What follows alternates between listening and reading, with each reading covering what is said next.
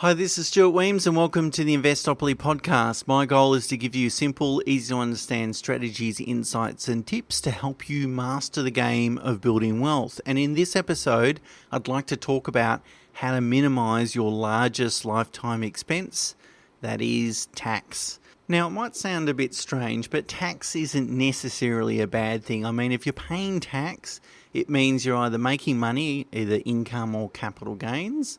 But of course, I think we all agree we probably don't want to have to donate any more than we legally have to. And so what I wanted to do is go through a few considerations to maybe what I would describe as a common sense approach to minimising tax. My first comment would be that I think minimising risk is sometimes just as important as minimising tax. So it's not really worth it to bend or break a law just to save a few $100s of tax. So, for example, if you claim a potential deduction that might be a little bit rubbery, for example, and then you get audited, you certainly don't want to attract the attention of the ATO, and because it might mean that they look at future returns a little bit closer. Just to save a couple of $100s, it's really not worthwhile sort of bending those rules. So my approach has always been to stick within the black letter of the law. Bending the law is rarely worthwhile, as I said. Of course, you should claim whatever you're legitimately entitled to claim, but trying to get too tricky with it, as I said, I would much rather stay under the radar and pay my fair share of tax than really push the envelope and invite an audit. And remember, when you sign off on your tax return, you are taking the risk as the taxpayer, not your accountant. So it's you that will have to stump up the penalties and interest should you get audited and should you get a revised tax bill down the track. The second comment is that certainly with more complex tax minimisation arrangements, tax is often only delayed rather than avoided completely. So that's the problem with aggressive tax minimalisation. Firstly, you've got to pay a tax advisor or a specialist accountant a large sum of money to sort of come up with this complex, often convoluted strategy. And then even the best plans can be thwarted by the ATO by just issuing a new tax ruling, a practice statement, a change in law, whatever it might be. And all of a sudden, the arrangement that you thought was perfect a couple of years ago that cost you a lot of money to set up, all of a sudden you've then got to unwind it or deal with it. And really, these sorts of complex arrangements just invite complexity, risk, and most importantly, cost.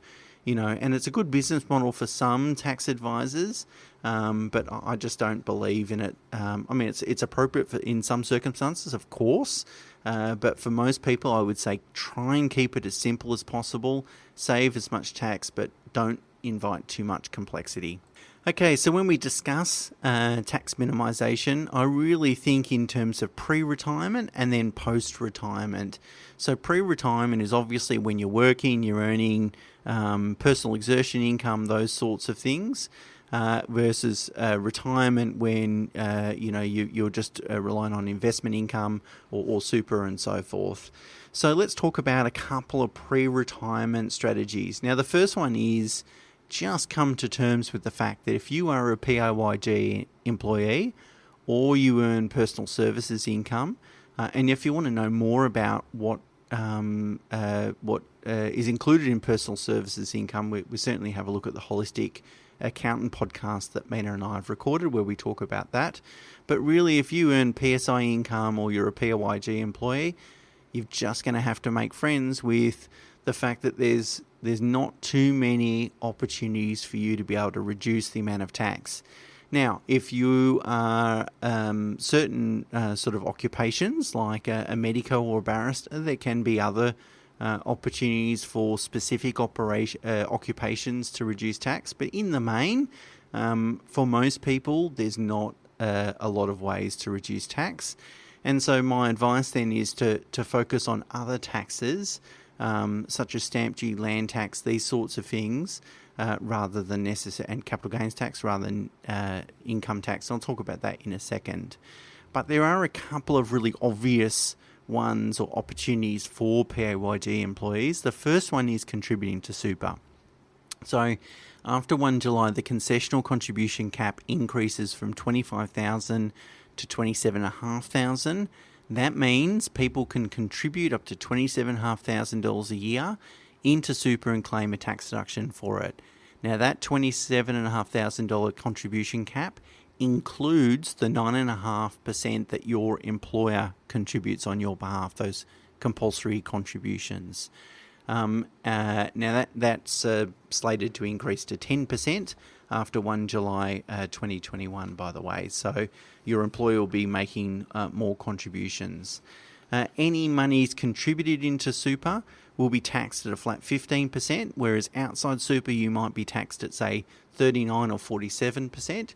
So there's quite a bit of tax saving, although if you are on a high income, over $250,000 a year, then your super contributions will actually be taxed at 30%. So there's still a tax saving from doing that, but maybe not as much as lower income earners. The second obvious way to reduce tax is through gearing, so borrowing to invest. It's really about using other people's money, that is the banks, to build your wealth, and you're able then to use pre-tax dollars to meet the interest cost associated with that borrowing. So it used to be very tax effective when interest rates were 6, 7, 8%. Of course, there is still some tax benefits available, but they've greatly reduced compared to where interest rates were many years ago. So apart from super and gearing, for most PAYG employees, there's not a lot of other tax saving measures. But as I said at the beginning, your focus then should revert to making sure that you're paying less tax on any investments, including income tax, capital gains tax and land tax. So let's talk about then the ways that you can minimise the amount of tax that you pay on investment returns. Because obviously it's great to generate an investment return, but if all of it is taxable in the year that you generate it, then really what you're doing is paying half of that return to the ATO. There's less then to reinvest. 2 tips. The first thing is make sure you're investing in assets that generate most of their return in terms of capital growth. Because obviously we don't need to pay capital gains tax until we sell the asset. So if we're getting most of our return in unrealised gains, so capital growth, we get to reinvest that each year. That is, the tax isn't subtracted or deducted each year. So for example, residential property tends to provide most of its return in capital growth. But if we look at share market investments, for example, if we compare, say, an actively managed fund and an index fund, quite often an actively managed fund has a lot of turnover, a lot of stock turnover within the fund, and most of the return each year is taxable as a result. Whereas an index fund has far less turnover, and therefore you'll generate some realised return, some dividends. But again, especially if it's an international share or international fund, index fund, most of the returns will be unrealised gains and therefore attract substantially less tax. The second tip is to make sure the investments are owned tax effectively. So that could be putting it in the lowest spouse's income earner's name or putting it in a family trust that provides you with flexibility. But think very carefully about asset ownership, because the owner really, the person or the entity that owns those investments really dictates, how many opportunities, tax savings opportunities there might be. Okay, the next consideration, which really only applies to property investors, is to minimise land tax. Land tax is probably one of the most insidious taxes because when you first purchase an investment property, the land tax bill actually might be zero. You might not be actually paying any tax. Because everyone has a tax-free threshold to take advantage of. But obviously the longer you hold the property, and if you're investing in high land value property, as you should be, then the tax will start to accumulate year after year, and it will be probably at its highest levels as you just enter into retirement at the time when you don't really want to do that. So it's good when, it's one of the advantages of sitting down and planning out a investment property portfolio initially, so you can work out, what is the implications of land tax long term, and how can we structure a portfolio to minimise that. And lastly, capital gains tax. Obviously, quality assets held for long term will provide that compounding capital growth, which is what you want them to do. But obviously, a side effect of that is that it will also create large unrealised capital gains tax liabilities as well. So something that we need to think about. It's great to invest in an asset, but if we sell it one day, we want to keep most of the profits, of course. So things like putting that asset in a family trust or a self-managed super fund might help you minimise or at least reduce the amount of capital gains tax you pay in the future. If you are self-employed or generate business income, so that's distinct obviously from what I just spoke about for employees and PSI, people and personal services income, then there could be a lot of avenues to actually save tax. And of course, a bit of a free plug for Mina and my new podcast called The Holistic Accountant. I recommend you have a listen to that, and we talk about lots of different tax saving measures for people that are in business in that podcast. Okay, so that discussion really relates to tax saving measures that are available to me if I'm mainly if I'm an employee before retirement. What about after retirement? Well, after retirement, your aim really should be to pay zero tax in retirement. So firstly, any assets held inside super in a pension phase do not attract any tax, income or capital gains tax if the member's balance is less than $1.7 million. That's a new benchmark after 1 July 2021. So that means really a couple, two spouses, can have up to $3.4 million in super and not pay any tax. So you want to be thinking about that very carefully, and that's a good ownership structure to start holding a lot of your wealth. If we think then outside of super, an individual can earn around about $22,500 and not pay any tax because of low income earners rebate and so forth. That means a retired couple can earn between them about $45,000 and not pay any income tax liabilities. But even if you exceed that benchmark, let's say you earn $55,000 between you, well, you'll end up paying about $2,500 of tax, or 4.5%. Let's put it in the whole scheme of things, it's really not a lot of tax.